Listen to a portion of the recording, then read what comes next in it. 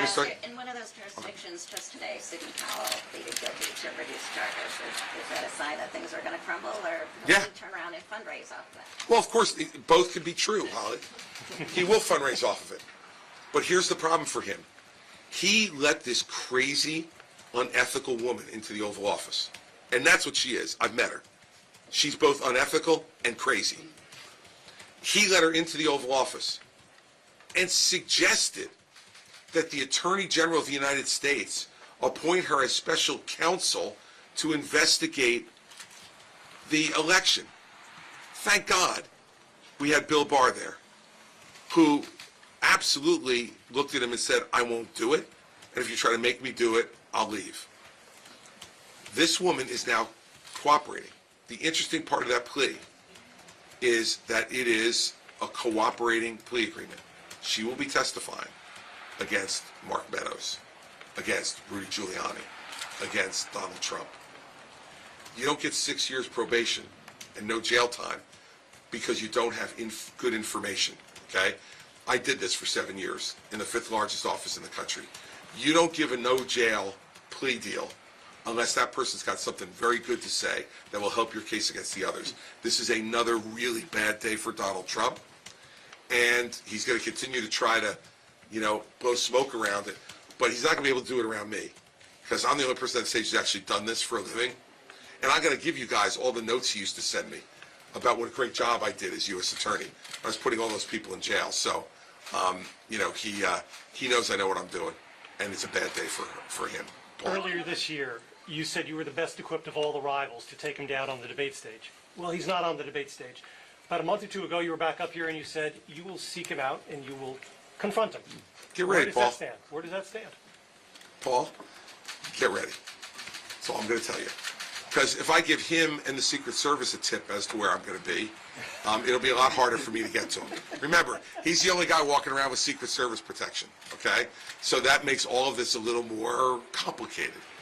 But I also was in law enforcement, so just hang with me. We got 100+ days to the primary. Donald Trump and I will come face to face, whether it's on a debate stage or whether it's when he's walking out of a building somewhere. But don't you worry, Paul. If it's in New Hampshire, I'll make sure you know. The last time former President Trump was here in New Hampshire, he suggested a lot of your animus is because he wouldn't give you a job when he was in the White House. Well, it's just another liar, Kevin. I mean, let's go back through the record. He made me chairman of his transition. He made me chairman of the Opioid and Drug Abuse Commission.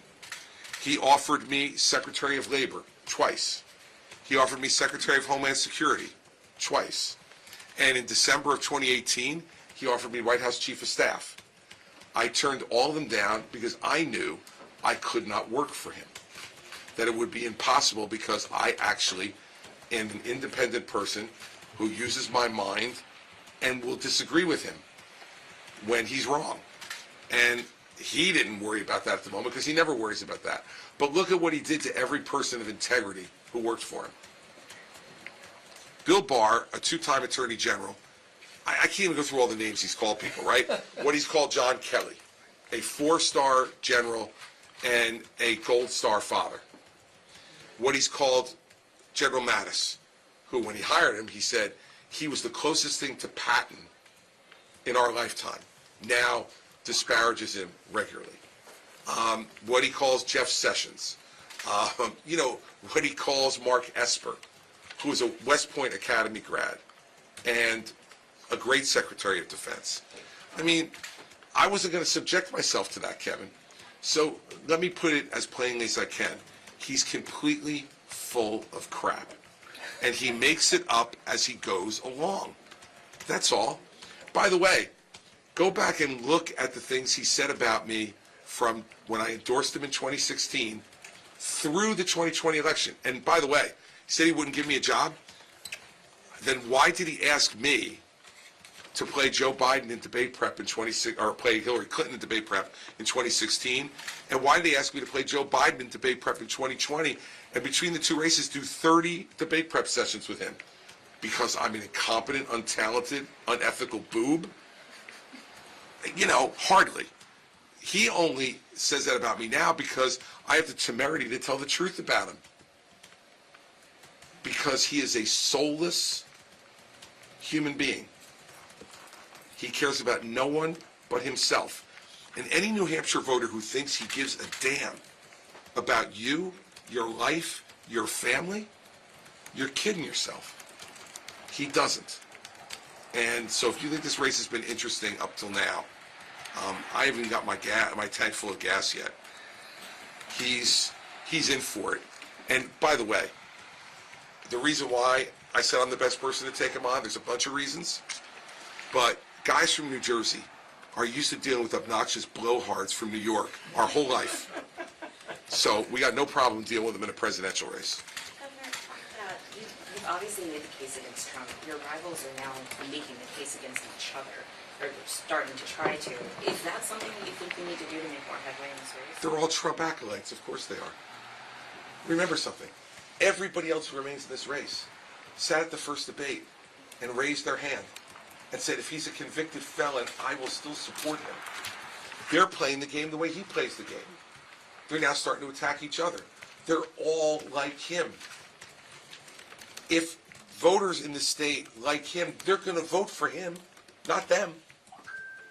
And their pathetic act of trying to be like him but not be like him. Just look at the last two ads that have been put up by the DeSantis Super PAC and the Haley Super PAC.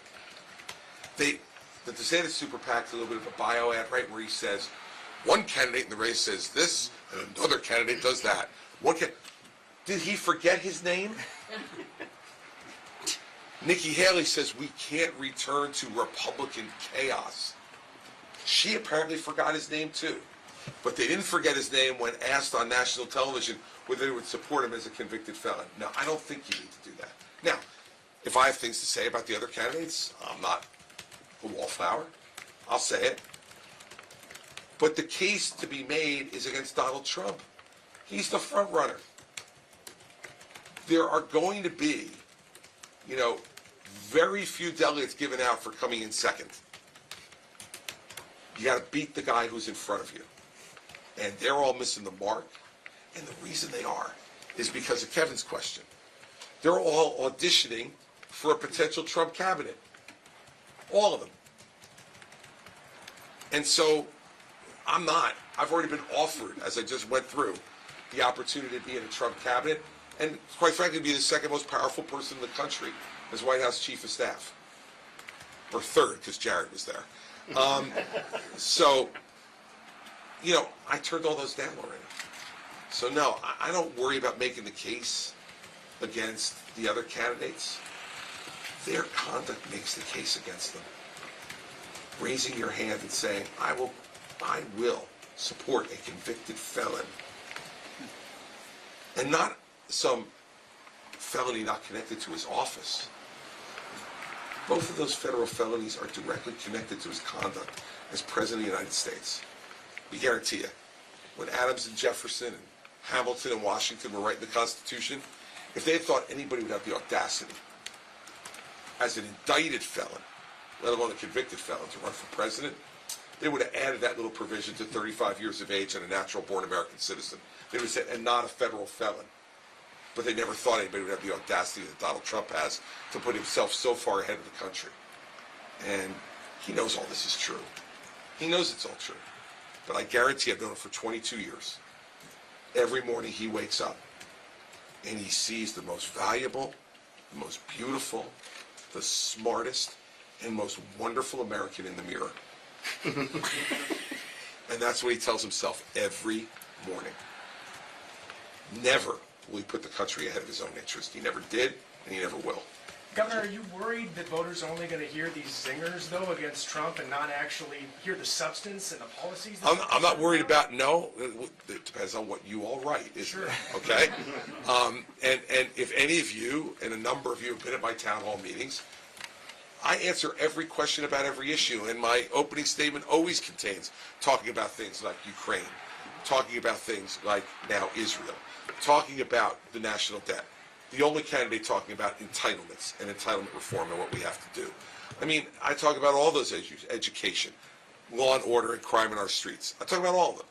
Now, you guys like to write the stuff about me smacking Trump. I don't care.